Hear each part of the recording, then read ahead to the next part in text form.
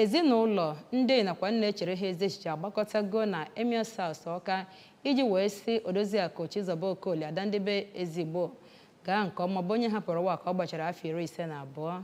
Ihe eji mara ya bụ Chizo amụrụ ya n'afọ 1972 nye ezinụlọ Maazị na Odoziakụ Peter Ezigbo na London, England, o wee nwụọ n'afọ a. Onye ọrụ mbụ Emmanuel Chigbata gara ya bụ mmemme maka ọrụ anyị ka o si wee gaa.